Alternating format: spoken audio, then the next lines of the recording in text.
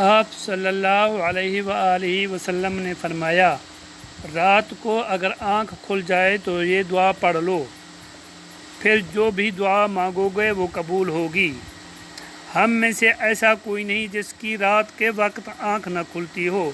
کسی نہ کسی فکر یا پریشانی کی وجہ سے رات کو انسان جب صحت بدلتا ہے تو بعض اوقات آنکھ کھل ہی جاتی ہے، یا کبھی برا خواب دیکھنے پر آنکھ کھل جاتی ہے۔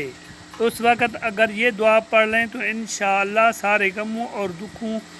کا مداوع ہو سکتا ہے، کیونکہ وہ قبولیت کا وقت ہوتا ہے۔ جی ہاں، یہ جاننے کے لیے اگر آپ نے میرا چینل کو سبسکرائب نہیں کیا تو سب سے پہلے چینل کو سبسکرائب کر دیں اور گھنٹی کے نشان کو پریس کریں تاکہ میری نئی آنے والی ویڈیو آپ کو مل سکے۔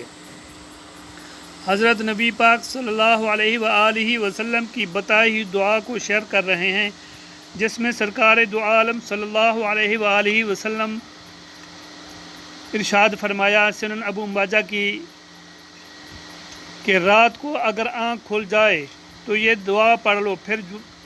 جو بھی دعا مانگو گے وہ قبول ہوگی۔ اکثر لوگ کسی نہ کسی پریشانی میں مبتلا ہوتے ہیں۔ دنیا میں ہر امیر، غریب، نیک، بد کو قدرت کے قانون کے تحت دکھوں، غموں اور پریشانیوں سے کسی نہ کسی شکل میں ضرور واسطہ پڑتا ہے۔ یہ دنیا مصیبتوں، پریشانیوں اور غموں کا گھر ہے۔ بعض لوگ اولاد کی نافرمانی کی وجہ سے پریشان ہیں اور غم میں مبتلا ہو جاتے ہیں، تو آپ کو چاہیے کہ کثرت کے ساتھ استغفار اور توبہ کریں، یعنی فوراً اپنے گناہوں کا اعتراف کرتے ہوئے پروردگار عالم سے مغفرت طلب کریں اور صدقے دل سے توبہ کریں، گناہوں کو چھوڑنے کا عہد کریں، کیونکہ انسان پر پڑنے والے اکثر مصائب و آلام اس کے اعمال کا نتیجہ ہوتے ہیں، جس کی قرآن کریم نے بھی تائید کی ہے کہ تم تک جو بھی مصیبتیں پہنچتی ہیں وہ تمہارے ہاتھوں کی کمائی ہے اور وہ بہت سی باتوں کو معاف بھی کر دیتا ہے۔ بے شک ان لمبی راتوں میں اٹھ کر جو گناہ ہوئے ان سے معافی مانگنے، اپنے دکھڑے اپنے اللہ کے حضور پیش کیجئے، وہ بہت بڑا غفور الرحیم ہے۔ آپ کی معافی مانگتے ہی وہ آپ کے سارے غموں اور پریشانیوں کو بھی ختم کر دے گا اور ساتھ ساتھ گناہوں کو بھی معاف فرما دے گا۔ آپ کی جب رات کو آنکھ کھل جائے تو ساتھ ہی پیارے آقا حضرت محمد مصطفیٰ احمد مجتبیٰ صلی اللہ علیہ وآلہ وسلم کی بتائی ہوئی یہ دعا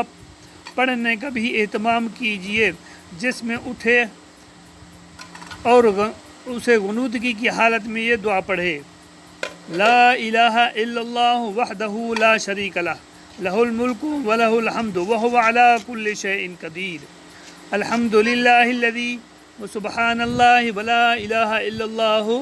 واللہ اکبر ولا حول ولا قوة الا باللہ، اللہم اغفر لی۔ پھر اس کے بعد جو دعا بھی اللہ سے مانگے گا انشاءاللہ تعالی وہ دعا ضرور قبول ہو جائے گی۔ اللہ کی رحمت ہر وقت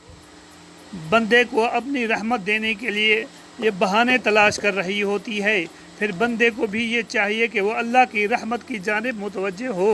اسے اپنی پریشانیاں اور دکھڑے سنائے۔